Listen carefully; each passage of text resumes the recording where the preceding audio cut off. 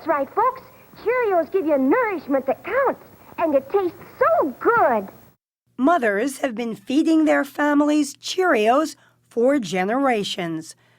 So when General Mills ran this ad last year, Dad told me that Cheerios is good for your heart. Is that true? it seemed like a winning formula. A timeless cereal and a universal theme, love. We saw this as one way to tell the Cheerios story in a very new, fresh, and interesting way. Fresh and interesting, in part, of course, because the mother is white, the father is African American, and the little girl, well, she's just adorable.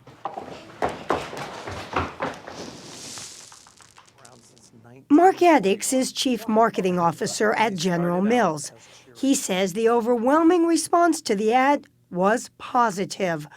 But there was hate-filled backlash on the internet, much of it overtly racist.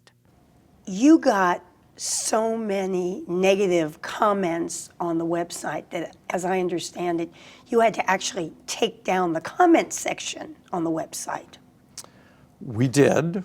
The Cheerios team took down the comments section because we thought there were some hurtful things, some things that weren't positive. But that didn't stop General Mills from running this follow-up ad. You know how our family has Daddy and Mommy?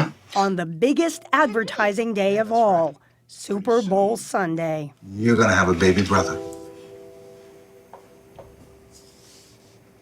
And a puppy.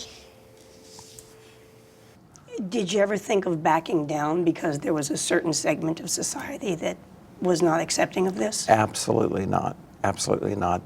These are scenes from American Family Life that General Mills commissioned Norman Rockwell to paint in 1938. But households today are looking less and less like these images from the last century. The difference between family lives in 1965, let's say, and in today is enormous. Johns Hopkins sociology professor Andrew Cherlin has been writing about the American family for over 3 decades.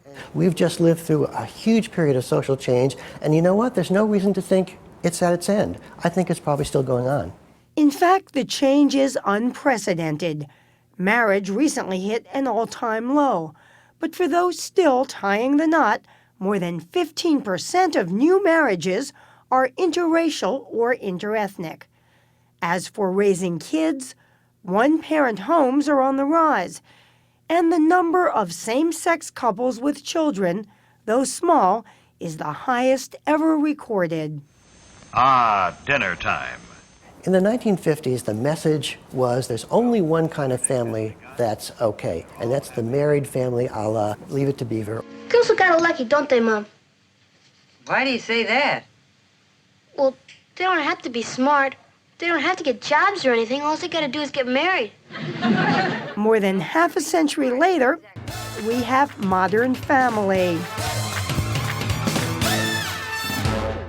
No, come on, we're just a new type of family. You know, they don't have the right vocabulary for us yet. They need one of us to be the mom. So why does it have to be me? Do I wear a dress? Well, that's a nightshirt. It's kind of satiny.